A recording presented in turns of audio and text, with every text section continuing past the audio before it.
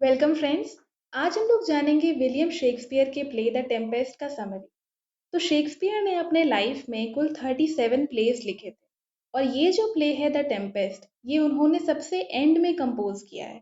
1610-11 में उन्होंने ये प्ले कंपोज किया है और शेक्सपियर की डेथ हो गई थी 1616 में। तो ये जो प्ले है वो सबसे लास्ट में उन्होंने कंपोज किया है अपने लाइफ में, इसीलिए इसको स्वान सॉन्ग भी कहा जाता है। स्वान सॉन्ग ऑफ शेक्सपियर। तो स्वान सॉन्ग जो होता है वो किसी भी राइटर का वो लिटरेरी पीस होता है जो कि वो अपने लाइफ टाइम में सबसे एंड में, सबसे बाद के दिनों में कंपोज करता है। तो ये जो प्ले है ये लिखा गया 1610-11 में और पब्लिश हुआ 1623 में।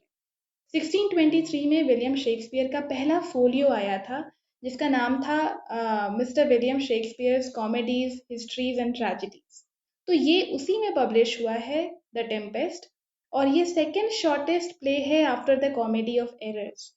तो सबसे छोटा जो प्ले है वो कॉमेडी ऑफ एरर्स है जिसमें 1900 कुछ लाइन्स हैं और इस प्ले में द टेम्पेस्ट में 2068 लाइन्स हैं और ये प्ले सेकंड शॉर्टेस्ट प्ले है शेक्सपियर का। टेम्पेस्ट जो है वो विलियम शेक्सपियर ने 1610-11 में लिखा है जैसे कि हम बताए और ये इनका लास्ट वर्क है। ये जो स्टोरी है ये एक ड्रामेटिक शिपरेक के ऊपर बेस्ड है। इसमें क्या होता है, सबसे पहले कैरेक्टर्स के बारे में जान लीजिए कि इसमें जो मेन कैरेक्टर है वो है प्रॉस्पेरो। प्रॉस्पेरो जो है वो ड्यूक रहता है मिलान का। मिलान इटली का एक जगह है। तो मिलान का ड्यूक रहता है, राजा रहता है। बट क्या होता है, इसका जो भाई है एंटोनियो, ये उससे उसका राजगद्दी छीन लेता है और किसकी मदद से छीनता है, अकेले ये काम करना पॉसिबल नहीं था। ड्यूक ऑफ नेपल्स का एक राजा रहता है एलोंसो। एलोंसो के मदद से एंटोनियो जो है प्रॉस्पेरो का भाई वो ड्यूक से ये राजपाट छीन लेता है और फिर क्या होता है कि प्रॉस्पेरो को एक आइलैंड में जाके रहना पड़ता है। आइलैंड में जाके रहना पड़ता है और उस समय उसकी जो बेटी रहती है मिरांडा, मिरांडा केवल 3 साल की रहती है जब ये सब कुछ होता है। तो उसके बाद से वो 12 साल से अभी कहाँ रह रहा है, एक आइलैंड में रह रहा है। और प्रॉस्पेरो क्या है, प्रॉस्पेरो के पास मैजिक पावर्स है, उसने काफ़ी सारे मैजिक बुक्स पढ़े हैं और वो ये कहता भी है अपनी बेटी से। जब उसकी बेटी को वो इस बारे में बतलाता है कि भाई मेरा जो भाई है वो मेरे से राजपाट छीन लेता है, तो वो बतलाता है कि कैसे कैसे ये सब कुछ हुआ। वो बोलता है कि मेरा ही गलती था। एक्चुअली मेरा जो इंटरेस्ट था वो हमेशा से मेरे लाइब्रेरी में था। My library was dukedom large enough. Friends, इसमें जो भी समरी है, एक्ट 1 to 5 का समरी, कैरेक्टर्स और बेसिक जो भी इस प्ले में होता है वो हम लोग इस वीडियो में जानेंगे। और इसके बाद एक मैं और वीडियो बनाऊंगी एमसीक्यूज रिलेटेड, जिसमें कि 100-115 एमसीक्यूज जो है टेम्पेस्ट से रिलेटेड है वो भी हम लोग पढ़ेंगे, जानेंगे। तो आप डिस्टर्ब मत होइएगा कि भाई ये जो इन्फॉर्मेशन हम बता रहे हैं ये आप लिख नहीं पा रहे हैं या ये पीडीएफ में नहीं है। नेक्स्ट वीडियो जो होगा वो इसी प्ले के एमसीक्यूज के ऊपर होगा। तो अभी आप बस सुन लीजिए जो भी जैसे जैसे जो भी मुझे पता है मैं बताते जा रही हूँ। तो ये क्या होता है कि मिरांडा से कहता है कि my dukedom, my library was my dukedom large enough. तो मेरा जो ड्यूकडम था, मतलब मेरे को ज़्यादा रूल करने में मज़ा नहीं आ रहा था। मेरा जो इंटरेस्ट था वो मैजिक की किताबों में था। और इसलिए आप देखेंगे कि इस आइलैंड में गोंजालो नाम का एक ऑनेस्ट कोटियर था प्रॉस्पेरो का, जो कि इसको मैजिक की बुक्स प्रोवाइड करता है और खाने का सामान भी प्रोवाइड करता है, जिस वजह से प्रॉस्पेरो जो है वो अपनी बेटी मिरांडा के साथ आइलैंड में रह पा रहा है आराम से। एक तो मैजिक बुक्स और दूसरा फूड मटेरियल्स जो प्रोवाइड कर रहा है गुंजालो।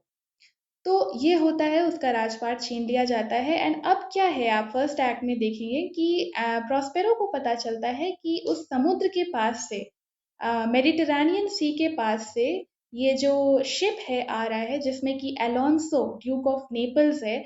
वो क्या है कि ट्यूनीशिया, अफ्रीका गया था अपनी बेटी क्लैरिबेल का शादी करने और अब वो वहां से वापस जा रहा है और जा रहा है नेपल्स की तरफ।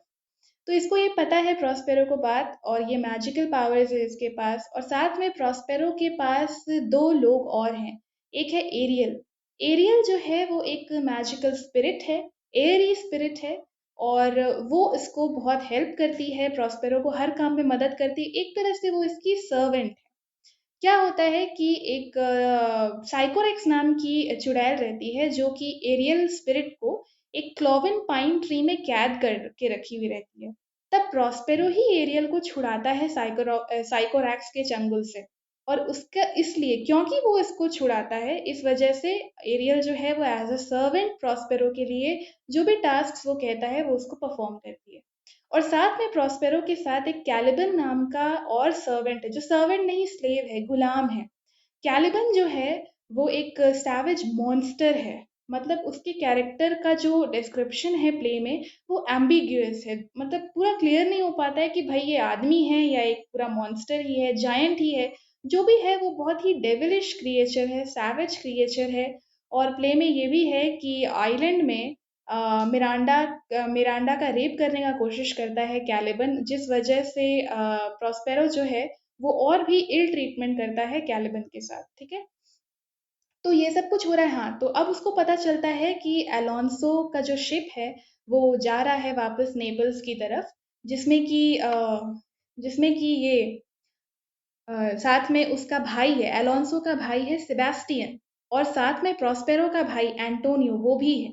गोंजालो है और भी Duke of Milan, Duke of Naples, Alonso के अदर कॉटियर्स हैं, वो लोग भी सब हैं। तो यही यही सारे तो कल्प्रिट्स हैं, यही सारे लोग तो वो लोग हैं जो प्रॉस्पेरो के खिलाफ गलत किए हैं। अलोंसो है, एंटोनियो है, ठीक है। तो ये जो प्रॉस्पेरो है ये क्या कहता है, एरियल को कहता है कि जाओ टेम्पेस्ट ले आओ, स्टॉर्म ले आओ, तूफान ले आओ। और टेम्पेस्ट का मतलब होता है तूफान, ठीक है। तो वो बोलता है कि स्टॉर्म ले आओ और शिप जो है वो उसके बाद शिप जो है वो डिवास्टेट हो जाता है, शिपरेक हो जाता है एंड सभी लोग को इस आइलैंड में आना पड़ता है। तो होता क्या है कि एरियल क्या करती है कि ये जो सारे मेन मेन लोग हैं इनको तो वो कहीं कहीं बिखेर देती है। जैसे कि फर्डिनेंड, फर्डिनेंड जो कि अलोंसो का बेटा है, फर्डिनेंड जो अलोंसो का बेटा है, वो जहाँ पे प्रॉस्पेरो और मिरांडा आइलैंड में रह रहे हैं वो उसको वहां पे फेंक देती है। मतलब क्योंकि उसके पास, एरियल के पास मैजिकल पावर्स है।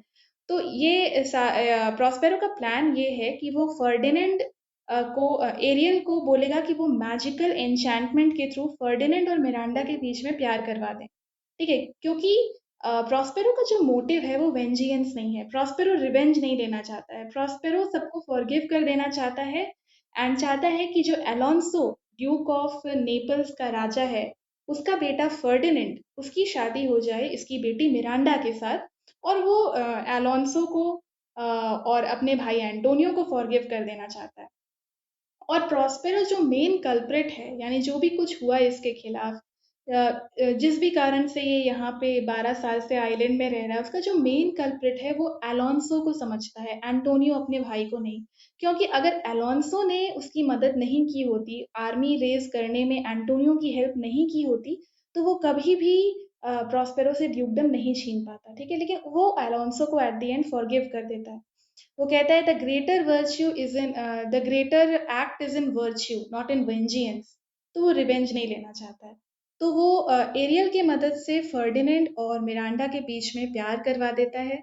और बाकी लोग जो हैं जैसे कि गोंजालो हैं और एंटोनियो हैं, सेबास्टियन हैं, ये लोग क्या करते हैं कि कुछ प्लान बनाते हैं। प्लान बनाते हैं कि भाई अब ये लोग तो ऑलरेडी इविल लोग हैं। पहले एंटोनियो अलोंसो की मदद से प्रॉस्पेरो का राज्य छीना, और अब जब अलोंसो सोया हुआ है, अलोंसो गहरी नींद में है, क्योंकि एरियल जो है वो बहुत सारे लोगों को गहरी नींद में सुला देती है। मरीनर्स और बोट्सवेन तो प्ले के एंड तक सोए हुए ही रहते हैं, शुरुआत एक्ट 1 से लेकर जैसे ये शिपरेक होता है। तो जो मरीनर्स हैं, जो सेलर्स हैं, यात्री, बाकी लोग हैं जो इम्पोर्टेंट कैरेक्टर्स नहीं हैं, वो लोग और बोथसेन, ये लोग एक्ट 1 से लेकर एक्ट 5 तक सोए हुए ही रहते हैं। बट ये जो मेन मेन कैरेक्टर्स हैं जैसे कि एंटोनियो है, अलोंसो है, फर्डिनेंड है, कि सारा कैरेक्टर्स है इसमें, हम लोग एक एक करके पढ़ेंगे, डोंट बी कंफ्यूज, बट हम एक आउटलाइन समरी बता दे रहे हैं। तो ये सारे लोग जो हैं ये आप लोग देखेंगे कि क्या क्या होता है, ठीक है। अब हम लोग को प्ले शुरू करना चाहिए। The Tempest is a play written by William Shakespeare, believed to have been composed around 1610-11, ठीक है। ये इनका लास्ट वर्क था।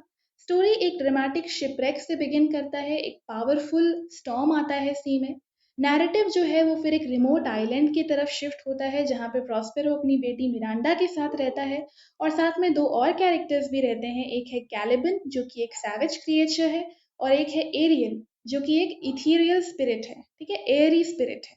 और प्ले में म्यूजिक है, सॉन्ग्स हैं जो कि इस आइलैंड के एन्चेंटिंग एटमॉस्फेयर को और भी बढ़ा देते हैं। मैजिक है, मैजिक, म्यूजिक, ठीक है, ये सारी चीज़ें जो हैं वो एटमॉस्फेयर के एन्चेंटिंग जो क्वालिटी है उसको और बढ़ा देते हैं। इस नैरेटिव में शेक्सपियर कई सारे थीम्स को एक्सप्लोर करते हैं जैसे कि मैजिक, बिट्रेयल बिट्रेयल धोखा, क्योंकि एंटोनियो जो है वो अलोंसो के साथ मिलकर प्रॉस्पेरो को धोखा देता है। रिवेंज, रिवेंज, बदला, एक्चुअली प्रॉस्पेरो बदला लेना भी चाहता है। शुरू शुरू में आप देखेंगे कि भाई शिपरेक क्यों कॉज किया, बदला लेने के लिए। और भी कुछ कुछ छोटे मोटे काम वो करता है, लेकिन फाइनली वो सबको फॉरगिव कर देता है। To teach them a lesson वो इस तरह के कुछ काम करता है। फिर फैमिलियल रिलेशनशिप है। एक्ट 4 में एक कैप्टिवेटिंग वेडिंग मास्क होता है जो कि play with in a play का पर्पस सर्व करता है। जैसे कि हैमलेट में भी आप लोगों को पता होगा कि हैमलेट एक बहुत पॉपुलर प्ले है जिसके ऊपर हैदर मूवी भी बनी है। तो उसमें प्ले विद इन प्ले है। जो मेन कैरेक्टर है हैमलेट, वो एक माउस ट्रैप नाम का प्ले होता है जिसके ज़रिए वो पता लगाना चाहता है कि भाई उसका जो अंकल है क्लॉडियस, उसने सही में ये काम किया है कि नहीं। वो प्ले के थ्रू उसके फेशियल एक्सप्रेशंस को नोट करना चाहता है कि भाई अगर इसने ये काम किया होगा तो पता चल जाएगा एंड उसके बाद वो अपना रिवेंज एक्शन को कंटिन्यू करेगा। तो इसमें भी एक play with in a play है। एक्ट 4 सीन 4 में एक वेडिंग मास्क है, ठीक है, वो आगे है, क्या वो है वो आप जानेंगे। तो ये जो है ये स्पेक्टिकल और एलेगरी प्रोवाइड करता है स्टोरी को, वो इम्पोर्टेंट नहीं है। Although the Tempest is categorised in the first folio 1623 में शेक्सपियर का पहला फोलियो पब्लिश हुआ था, उसी में ये प्ले पब्लिश हुआ था। तो ये जो टेम्पेस्ट है इसका जॉनर क्या है, मतलब ये ट्रेजेडी है, कॉमेडी है, हिस्ट्री है, रोमांस है, क्या है। हिस्ट्री प्लेस हो गया जैसे कि Henry 4 part 1, Henry 4 part 2। Comedy हो गया जैसे कि as you like it, twelfth night. फिर ट्रेजेडी हो गया जैसे हैमलेट, किंग लियर, ओथेलो। तो टेम्पेस्ट किस तरह का प्ले है, तो टेम्पेस्ट को बहुत सारे क्रिटिक्स ने कहा है कि ये एक ट्रैजी कॉमिक प्ले है और एक रोमांस भी है। ट्रैजी कॉमिक कॉमा रोमांस, ठीक है, ये इसका जॉनर है। मॉडर्न लिटरेरी एनालिसिस में इसको एज अ रोमांस रखा जाता है। इंटरप्रेटिंग द टेम्पेस्ट, मतलब टेम्पेस्ट को जब लोग इंटरप्रेट करते हैं तो कई सारे व्यू पॉइंट्स हैं। इसको ये भी कहा जाता है कि भाई ये एक आर्ट और क्रिएशन का एलेगरी। एलेगरी क्या होता है, एलेगरी का मतलब है कि एक ऐसा पोयम, एक ऐसा वर्क जिसमें कि जो कैरेक्टर्स हैं उनको आप एब्स्ट्रैक्ट क्वालिटीज से डिनोट कर सकते हैं। जैसे कि जैसे कि कोई बहुत अच्छा कैरेक्टर है जो कि काइंड है, मतलब उसका जो प्रोमिनेंट क्वालिटी है वो काइंडनेस है, तो उसको आप काइंडनेस ही समझ सकते हैं, ठीक है। कोई ऐसा क्वालिटी है जो बहुत ऑनेस्ट है तो उसको आप ऑनेस्टी ही समझ सकते हैं। कोई ऐसा विलन कैरेक्टर है जो कि ब्रूटल है, क्रूअल है, तो उसको आप ब्रूटैलिटी समझ सकते हैं, क्रूएलिटी। मतलब एब्स्ट्रैक्ट क्वालिटी से आप उसको डिनोट कर सकते हैं और उसमें एक कहानी होगा, एलेगरी में एक कहानी होगा। तो ये जो होता है एलेगरी होता है। तो इसमें भी एलेगरी है, कैसे है, allegory of art and creation. इसमें जो प्रॉस्पेरो है, प्रॉस्पेरो क्या है, एक मजिशियन का काम कर रहा है। तो शेक्सपियर क्या है, शेक्सपियर ऐसा दिखाया गया है, ऐसा लोग इंटरप्रेट करते हैं क्रिटिक्स कि भाई शेक्सपियर भी अपने मैजिक मैजिक शेक्सपियर का मैजिक क्या है, शेक्सपियर का मैजिक है उनका लिटरेरी कंपोजिशन, उनके प्लेज, उनके पोएम्स। तो ये जो लास्ट में प्रॉस्पेरो जो है वो फेयरवेल कर देता है मैजिक के वर्ल्ड को, बोलता है कि अब ये जो मेरा मैजिक स्टिक है, ये जो मेरा मैजिकल बुक्स है, इसको हम सब डुबा देंगे, इसको हम सब अ, कई अर्थ के कई फैदम्स के नीचे हम इसको गाड़ देंगे, क्योंकि अब हमको ये सब में इन सब में मतलब इन सब को यूज नहीं करना है। तो उसी तरह शेक्सपियर 1616 में उनका डेथ हो जाता है और ये प्ले 1610-11 में उन्होंने कंपोज किया है। तो इसके बाद उन्होंने कोई प्ले लिखा नहीं। तो एक तरह से वो अपने लिटरेरी अपने प्ले की दुनिया को अलविदा कह रहे थे और प्ले में प्रॉस्पेरो नाम का जो सेंट्रल कैरेक्टर है वो मैजिक की दुनिया को अलविदा कह देता है।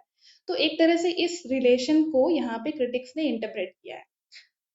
बाकी लोग इसको ऐसा भी समझते हैं कि भाई European colonisation of foreign land, इस तरह से भी इसको इंटरप्रेट किया जा सकता है, जो कि इम्पोर्टेंट नहीं है, सो लीव इट।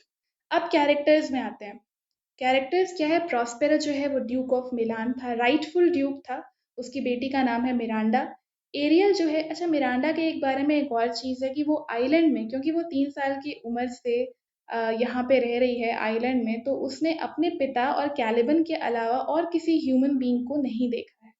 ठीक है, मिरांडा जो है वो प्रॉस्पेरो और कैलिबन के अलावा और किसी ह्यूमन बीइंग को नहीं देखती है। वो फर्डिनेंड से जब एरियल के मैजिकल एन्चैंटमेंट के थ्रू उसको प्यार होता है, तो उसका कुछ अच्छा अच्छा स्टेटमेंट्स है, डायलॉग्स है, जो कि आपके एग्जाम में आई डोंट थिंक सो आएगा। एरियल जो है वो प्रॉस्पेरो के सर्विस में एक स्पिरिट है। प्रॉस्पेरो के सर्विस में एक स्पिरिट है, जो कि हम बताएं कि साइकोरैक्स नाम की चुड़ैल जो है वो एरियल को एक क्लोवन पाइन ट्री में कैद करी हुई रहती है, जिसको छुड़ाता है प्रॉस्पेरो। कैलिबन साइकोरैक्स का बेटा है। कैलिबन जो है वो उसी चुड़ैल साइकोरैक्स का बेटा है और ये प्रॉस्पेरो का गुलाम है। अलोंसो जो है वो किंग ऑफ नेपल्स है, जिसकी मदद से एंटोनियो प्रॉस्पेरो को धोखा देता है। फर्डिनेंड अलोंसो का बेटा है। गोंजालो एक ऑनेस्ट काउंसिलर है। ये काउंसिलर है ड्यूक ऑफ नेपल्स अलोंसो के किंगडम में, पर ये प्रॉस्पेरो के किंगडम में एक ऑनेस्ट कोर्टियर भी रह चुका है और यही प्रोवाइड करता है प्रॉस्पेरो को मैजिक बुक्स और फूड आइटम्स। एड्रियन और फ्रांसिस्को जो हैं वो लॉर्ड्स हैं, जो कि अलोंसो राजा को सर्व करते हैं। और ट्रिंक्युलो इस किंग का जेस्टर है, यानी हंसाने के काम में काम आता है। ट्रिंक्युलो फूल है। स्टिफेनो जो है ये किंग का ड्रंकन बटलर है, बटलर जो वाइन वगैरह सर्व करता है ये। अब आते हैं हम लोग बाकी जो जूनो, सेरेस और आइरिस, ये मिथिकल फिगर्स हैं। एक्चुअली प्रॉस्पेरो जो है वो एक्ट 4 सीन 4 में एक वेडिंग मास्क ऑर्गेनाइज करता है, जिसमें कि वो जूनो, सेरेस और आइरिस को बुलाता है। जूनो जो है वो गॉडेस ऑफ मैरिज है। सेरेस जो है वो गॉडेस ऑफ एग्रीकल्चर है। और आइरिस जो है वो Roman goddess of sea, sky and rainbow है। तो ये लोग सारे लोग हैं, मरीनर्स हैं, बोट्सवेन हैं। तो अब हम लोग एक्ट 1 देखते हैं। एक्ट 1 में क्या होता है कि 12 साल पहले प्रॉस्पेरो जो है उसको अपने राज्य से निकाल दिया गया था। एंटोनियो करता है ऐसा, एंटोनियो अलोंसो की मदद से ऐसा करता है। और प्रॉस्पेरो जो है वो अपनी 3 साल की बेटी के साथ उस आइलैंड पे रहने आता है, और जहाँ पे वो अपने मैजिक की एबिलिटीज से कैलिबन जो कि मॉन्स्टर है और स्लेव है और एरियल है, इन लोगों के साथ रह रहा है और इन लोगों की हेल्प से ही अपने लाइफ को कंटिन्यू करता है। जहाँ फिर उसके बाद एक शिप जो है एक्ट 1 में ही ऐसा होता है कि वो देखता है कि भाई शिप आ रहा है जिसमें ये सारे लोग बैठे हुए हैं, और प्रॉस्पेरो को मौका मिलता है रिवेंज का। वो मैजिक से एक टेम्पेस्ट ले आता है और शिप रेक हो जाता है, और ये सारे लोग जो हैं वो वहीं पे स्ट्रैंडेड हो जाते हैं, मतलब इधर उधर इतर बितर हो जाते हैं। एक्ट्स 2 एंड 3 में क्या होता है कि प्रॉस्पेरो अब चाहता है कि वो अपने ड्यूकडम को वापस से पाए। तो वो strategically in ship rake survivors को अलग अलग ग्रुप्स में डिवाइड कर देता है। फर्डिनेंड जो है ये उसी आइलैंड में जहाँ पे प्रॉस्पेरो और मिरांडा थे वहाँ पे आता है, और ये एरियल के मैजिकल एन्चैंटमेंट के थ्रू मिरांडा से प्यार करने लगता है। मिरांडा और फर्डिनेंड एक दूसरे को प्यार करते हैं, और प्रॉस्पेरो जो है वो सीक्रेटली प्लीज्ड है इस बात से, बट वो शो नहीं करता। ही सीक्रेटली प्लीज, क्योंकि उसी के मैजिक के थ्रू ऐसा कुछ हो रहा है। मीनवाइल कैलिबन जो है वो ट्रिंक्युलो और स्टिफेनो के साथ मिलके, ट्रिंक्युलो और स्टिफेनो, ट्रिंक्युलो कौन है, फूल है, स्टिफेनो कौन है, बटलर है, इन दोनों के साथ मिलके प्रॉस्पेरो को ओवरथ्रो करना चाहता है, प्रॉस्पेरो को मारना चाहता है। और ये लोग का जो प्लान है, ये लोग जो काम करते हैं, इनसे थोड़ा सा कॉमिक रिलीफ मिलता है प्ले में। एंटोनियो और सेबेस्टियन, एंटोनियो प्रॉस्पेरो का भाई और सेबेस्टियन अलोंसो का भाई। तो ये लोग कॉन्स्पायर करते हैं अलोंसो को मारने के लिए। मेन जो कल्प्रिट है इसमें वो है एंटोनियो। प्रॉस्पेरो का जो भाई है एंटोनियो, वो सेबेस्टियन से कहता है कि तुम अपने भाई को अब मार दो, वो तो ऑलरेडी सो रहा है, उसको सोए हुए को मार दो, उससे क्या होगा कि अब तुम ही राजा बन जाओगे। जैसे मैं छोटा भाई था और मैंने अलोंस तुम्हारे बड़े भाई के मदद से प्रॉस्पेरो को ड्यूकडम से हटा दिया, वैसे ही अब वो सोया हुआ है तो तुम उसको मार दो। और ये लोग कॉन्स्पिरेसी करते हैं और अलोंसो और गोंजालो को मारना चाहते हैं दोनों जन, बट एरियल जो है, एरियल प्रॉस्पेरो एरियल को बोलता है और वो इंटरवीन करता है, जिस वजह से ये लोग मार नहीं पाते, इनका प्लान नाकामयाब हो जाता है। फिर बाद में एरियल एक हार्पी के फॉर्म में, हार्पी हार्पी एक ऐसी एक क्रिएचर है, ठीक है, उसके फॉर्म में, क्योंकि एरियल के पास मैजिकल पावर्स है तो वो कुछ भी शेप बदल सकता है, तो वो हार्पी के फॉर्म में, हार्पी आई थिंक एक ड्वार्फ क्रिएचर होता है जिसका एक पॉइंटेड नोज होता है, ऐसा कुछ है, ठीक है। तो हार्पी जो है वो उनको कन्फ्रंट करता है कि भाई तुमने तो बहुत सारे ट्रेचरस षड्यंत्रकारी काम किए हैं प्रॉस्पेरो के खिलाफ, एक दूसरे के खिलाफ भी। तो ये लोग जो हैं वो गिल्ट फील करते हैं एंड फिर भाग जाते हैं। कौन? एंटोनियो और सेबेस्टियन। एक्ट 4 में क्या होता है कि प्रॉस्पेरो एक मास्क को क्रिएट करता है, वेडिंग मास्क, ठीक है। एक्ट 4 सीन 4 में वेडिंग मास्क होता है और ये फर्डिनेंड और मिरांडा की यूनियन को ब्लेस करने के लिए होता है और मिरांडा को वैल्यू ऑफ चेस्टिटी बतलाने के लिए, चेस्टिटी यानी प्योरिटी। तो इन दो पर्पसेस की वजह से प्रॉस्पेरो एक वेडिंग मास्क को क्रिएट करता है और एरियल से कहता है कि वो गॉडेसेस आइरिस, सेरेस और जुनो को बुलाए, जो कि इन दोनों को ब्लेसिंग्स देंगी और अच्छा रहेगा, मतलब वेडिंग जो है they will bless. So Iris Roman goddess of sea, sky and rainbow है, Ceres Roman goddess of agriculture है, Juno Roman goddess of marriage है। बट बाद में ये सब कुछ होते रहता है, उसको अचानक से ध्यान आता है कि उसको अपने जो प्लॉट हो रहा है, कैलिबन, ट्रिनक्युलो और स्टिफेनो प्रॉस्पेरो को मारने के लिए एक प्लान बना रहे हैं। इसके पहले हम लोग देखें कि एंटोनियो और सेबेस्टियन मिलके अलोंसो और गोंजालो को मारने का प्लान बना रहे हैं। इधर कैलिबन, ट्रिनक्युलो और स्टिफेनो मिलके प्रॉस्पेरो को मारने का प्लान बना रहे हैं। तो जब उसके दिमाग में ये चीज आता है, उसको ये पता लगता है, तो वो वेडिंग मास्क को वहीं पे इंटरप्ट करता है एंड उस पर ध्यान देता है। Act 5 and the epilogue. इसमें क्या होता है, प्रॉस्पेरो एरियल को बोलता है कि तुम जाके कैलिबन, ट्रिनक्युलो और स्टिफेनो को पनिश करो। और तो एरियल क्या करता है, वो गॉब्लिन्स को सेट करता है, गॉब्लिन्स को सेट करता है। गॉब्लिन्स भी अगेन एक तरह के क्रिएचर होते हैं और गॉब्लिन्स अपना फॉर्म बदल लेते हैं, गॉब्लिन्स हाउंड्स यानी कि वाइल्ड डॉग्स के रूप में चेज करते हैं इन तीनों को और स्वैम्प्स में, मार्शी लैंड में इनको ले जा, मतलब चेज करते करते ये लोग भागते भागते वहां पहुंच जाते हैं, मतलब मार्शी लैंड में गिर जाते हैं। प्रॉस्पेरो जो है वो ओथ लेता है कि वो अपने मैजिक को छोड़ देगा हमेशा के लिए और एरियल को फ्री कर देगा। क्योंकि वो एरियल को प्रॉमिस करता है कि हम तुमको फ्रीडम दे देंगे, एरियल फ्रीडम चाहता है। तो वो एरियल को फ्री कर देगा और अपने सारे मैजिकल बुक्स को ड्राउन कर देगा, अपने मैजिकल शाफ्ट को भी ड्राउन कर देगा। वो कहता है I will break my staff, staff यानी magical stick, bury it certain fathoms in the earth, बहुत नीचे मैं उसको बरी कर दूंगा और मैं अपने मैजिकल बुक को भी डुबा दूंगा।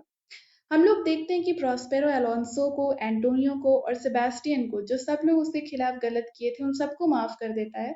प्रॉस्पेरो का टाइटल, जो राइटफुल टाइटल था ड्यूक ऑफ मिलान, वो रिस्टोर हो जाता है, वो राजा बन जाता है वापस से। और ये जो ग्रुप हैं ये अब आयरलैंड को लीव करते हैं और प्रॉस्पेरो एरियल को लास्ट टास्क देता है कि तुम इस शिप को अपने बैक जर्नी में, जो हम लोग अब सब जा रहे हैं वापस, इस जर्नी में फेवरेबल वेदर प्रोवाइड करना, ये तुम्हारा काम है। ये लास्ट काम है जो वो एरियल को देते हैं और इसके बाद एरियल को फ्रीडम मिल जाता है।